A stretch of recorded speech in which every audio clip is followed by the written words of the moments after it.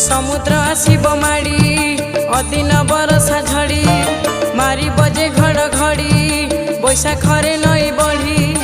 Bell थाउ थाउ केते जे जीवन अकाल रे जीव झड़ी अकाल रे जीव झड़ी एत घोर कली जुग शेषर कारण बेल थाउ निय थरे कालिया शरण एत घोर कली जुग शेषर कारण।